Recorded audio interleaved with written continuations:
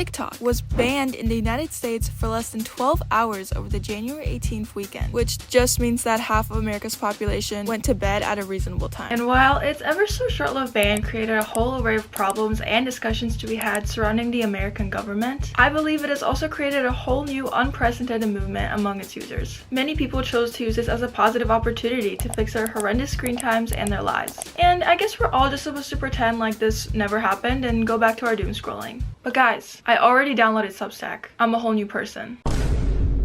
I have spent the better half of the last year and a half trying to grow my TikTok account. I was posting almost daily while pouring hundreds of hours into filming and editing my posts, and following my dreams of being a content creator from 2014 beauty guru YouTube. During that last week, I was really coming to terms with all the media on the app just basically being flushed down the toilet, which also opens up a whole other can of worms about lost media and why so many people are going back to purchasing physical media again, like DVDs. But I digress. I also fell victim to the carelessness mentality. This is like when your brain chemistry alters when you go through something traumatic. I literally have like this whole new philosophical outlook on life. So here are some things I've been doing recently to free myself from my chronically online shackles. I downloaded Substack, which became my favorite social media app in those 12 hours. If you don't know what Substack is, it's a subscription-based app that allows anyone from writers to content creators to publish digital newsletters directly to their audience. And I'm never the one to say you need to download more social media, but I do love how you can find these unique channels on there. Alternatively, you can find individual newsletters to subscribe to instead.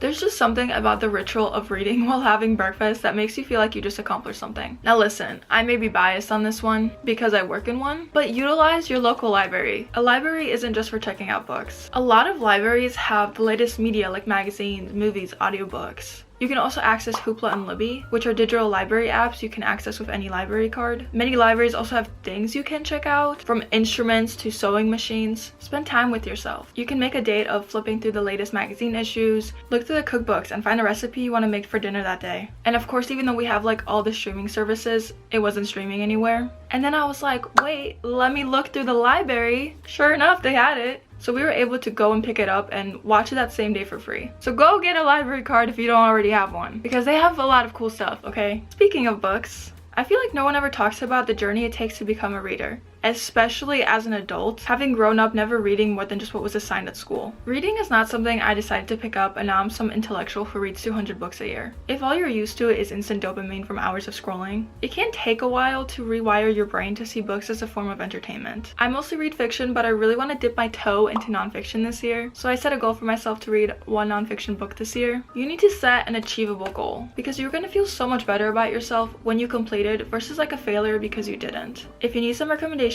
my favorite books that I've read include The Secret History by Donna Tartt. The Secret History is about an elitist group of college students who wind up murdering one of their own classmates, and it's narrated by one of the 6 students who reflects on the events leading up to the murder. I read it in a little under 2 weeks. I could not put this book down. Small Things Like These by Claire Keegan, which is only 100 and some pages, so it's good if you want something shorter. It's set in an Irish town in 1985, where a coal miner is set with a moral dilemma when he encounters the complicit silence of a small community controlled by the church. I might have shed a few tears while reading this. It's incredibly written. The Southern Book Club's Guide to Slaying Vampires by Grady Hendrix. It's the story of Patricia Campbell, who leads a boring and thankless life as a suburban housewife. Patricia and her friends start a true crime book club, where later on they face a vampiric threat. Be warned that this book gets quite gory. I don't know if I read the synopsis wrong, but I had no idea just how gory, and I was in for quite a surprise. If you know, you know. And I'm currently reading 1984 by George Orwell. I'm only about halfway through the book, but I can already say this is one of my top books so far. It's insane,